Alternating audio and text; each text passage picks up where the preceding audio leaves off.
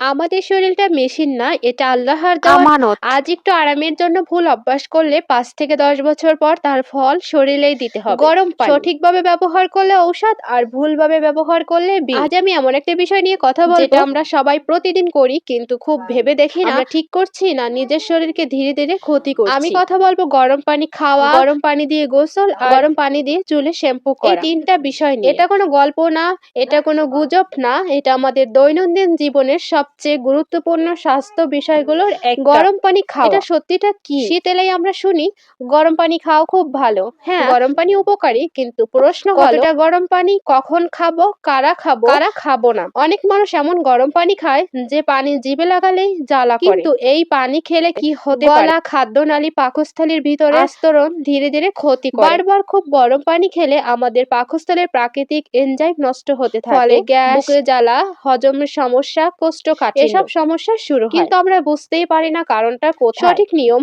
কুসুম গরম পানি, যে পানি হাত দিলে আরাম লাগে, জ্বালা করে না। সকালে খালি পেটে ১ গ্লাস, রাতে ঘুমানোর আগে অল্প পরিমাণ, এটাই নিরাপদ। গরম পানি দিয়ে গোসল উপকার নাকি ক্ষতি? শীতে গরম পানি দিয়ে গোসল করলে শরীর আরাম লাগে, এটা সত্য, কিন্তু এখানেও সীমা না মানলে ক্ষতি শুরু হয়। অনেকে কি করে জানো, মাথা থেকে পা পর্যন্ত খুব গরম পানি ঢালে, ১৫ থেকে ২০ মিনিট ধরে গোসল করে। এর ফলে কি হয়? ত্বকের প্রাকৃতিক তেল উঠে যায়, ত্বক শুষ্ক হয়, চুলকানি শুরু হয়, একজিমা, অ্যালার্জি বাড়ে। বয়সের আগেই ত্বক বুড়ো দেখায়, বিশেষ করে বাচ্চা, বয়স্ক মানুষ যাদের ত্বক শুষ্ক, তাদের জন্য খুব গরম পানি একেবারেই নিরাপদ না। সঠিক নিয়ম: শরীরে কুসুম গরম পানি, শেষে ১ থেকে ২ মগ স্বাভাবিক পানি ঢেলে নিলে ত্বক অনেক বেশি সুস্থ থাকে। গরম পানি দিয়ে চুলে শ্যাম্পু এটা হচ্ছে বড় ভুল। এখন আসি সবচেয়ে গুরুত্বপূর্ণ অংশে। ৯০% মানুষ শীতে গরম পানি দিয়ে চুল ভেজায়, গরম পানি দিয়ে শ্যাম্পু করে, কিন্তু এটা চুলের জন্য নীরব ঘাতক। খুব গরম পানি চুলের গোড়া দুর্বল করে, চুল পড়া বাড়ায়, খুশকি বাড়ায়, চুল রুক্ষ করে, অল্প বয়সে চুল পাতলা করে। অনেকে বলে আমি তো ভালো শ্যাম্পু ব্যবহার করি, কিন্তু পানিটাই যদি ভুল হয় তাহলে কোনো শ্যাম্পুই কাজে আসবে না।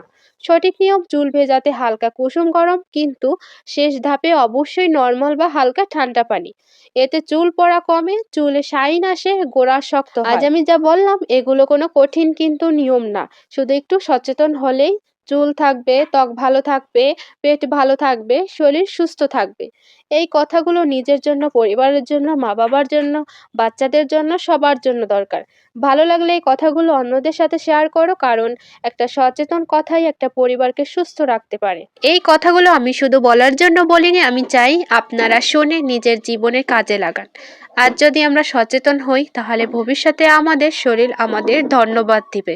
নিজের যত্ন নেওয়া বিলাসিতা না, নিজের যত্ন নেওয়াই আসল বুদ্ধিমত্তা। সবাই সুস্থ থাকুন, ভালো থাকুন, সচেতন থাকুন, আর এই কথাগুলো আপনার প্রিয় মানুষদের কাছে পৌঁছে দিন।